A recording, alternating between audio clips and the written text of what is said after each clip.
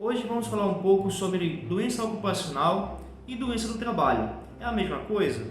O que é que acarreta? O que é que provoca? O que a empresa pode ser responsabilizada ou em que a empresa pode ser responsabilizada perante o seu funcionário? Então, insta inicialmente a observarmos que há uma diferença entre doença ocupacional e doença do trabalho. Doença ocupacional é aquela em que há uma peculiaridade, em que há uma situação específica, aquele trabalhador e aquela situação específica vai provocar ou provocou uma doença, uma patologia, um agravamento de uma doença. Isso é doença ocupacional.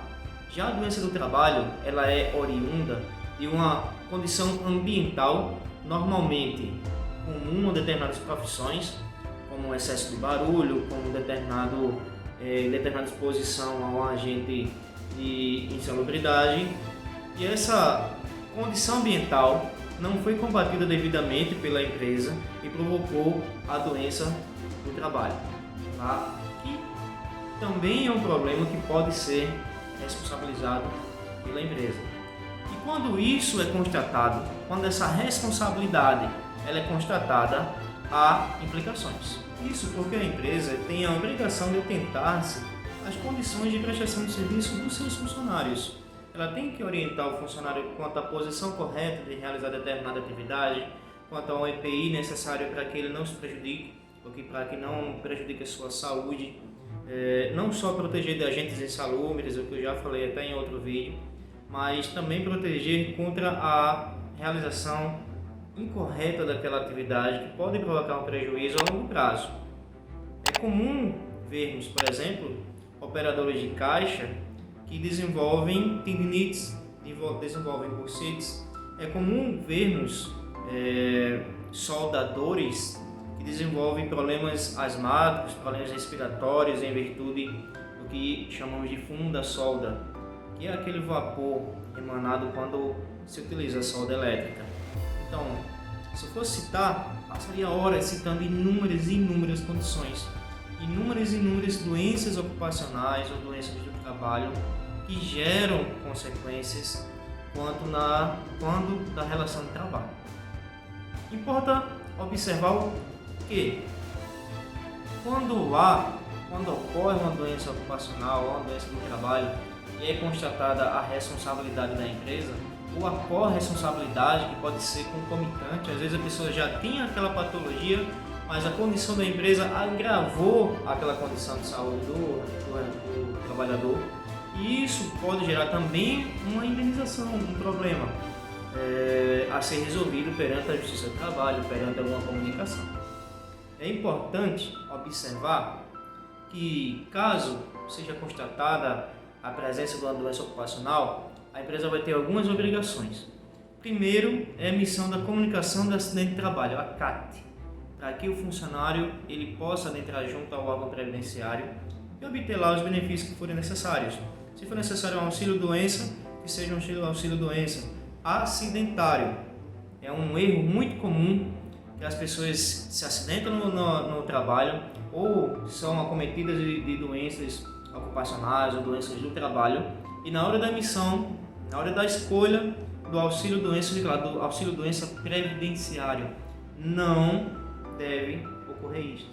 O auxílio-doença, quando a condição é acidente de trabalho, doença ocupacional ou doença do trabalho, tem que ser auxílio-doença acidentário. Por quê? É importante, na hora que for se constatar lá na frente a responsabilização, é importante que lá o perito da Justiça, aliás, o perito do INSS, ele tenha constatado essa correlação entre a atividade prestada e a doença adquirida, a patologia a que acometeu o trabalhador.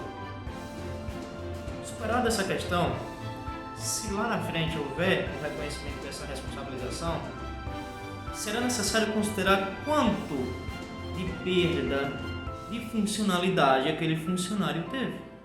Então, se ele conseguiu exercer 100% de sua função e após o acometimento daquela doença ele passou a exercer apenas 50%, considera-se que ele perdeu 50% de sua capacidade de trabalho. perdeu 50% de sua capacidade de prover o pão de sua família, o pão de seu alimento, o seu sustento. E isso é reconhecido pela Justiça do Trabalho como uma indenização a que o trabalhador faz jus, ou seja, uma indenização a que ele tem direito. Então, se ele perdeu 50%, estima-se a perspectiva de vida, de acordo com o IBGE, e pleiteia-se perante a Justiça a indenização daquele valor que seria a diferença dos próximos anos de vida que aquele trabalhador vai ter. Então, é um valor bastante expressivo, que normalmente é muito debatido, é muito visto nas ações trabalhistas e que deve ser tratado por um profissional que tem aquela experiência naquela área. Quando na indenização por danos morais, deve ser observado que aquele trabalhador que foi acometido por uma doença ocupacional, ele sente aquilo, ele vai amargurar a situação de ter que levar consigo uma limitação que antes dele não tinha. E isso ocasiona um dano moral. A quantificação desse dano moral é muito variável. Os tribunais superiores, eles têm decidido de forma bastante diversa, a depender do caso concreto. Mas é conciliável que existe um dano moral, existe o dano material através de uma pensão vitalícia, que deve, em regra, ser paga de uma única vez. Além disso, o funcionário acometido de doença ocupacional, se aquela doença for uma limitante, for uma condição que limita ele de exercer sua função, ele pode adentrar junto ao órgão previdenciário, na maioria das vezes o INSS, e solicitar lá uma aposentadoria por invalidez ou auxílio acidente, dependendo da situação. Essa aposentadoria por invalidez e o auxílio acidente não são impeditivos do pleito da indenização devida.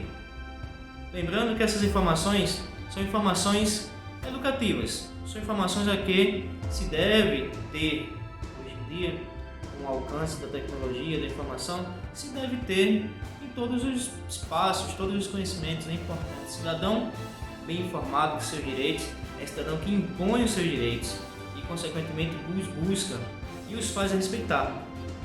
Então, por hoje, a gente encerra esse pequeno vídeo a respeito de doença ocupacional. Tem bastante assunto ainda a ser debatido, mas vamos dividindo e vamos conversando, dialogando aos poucos.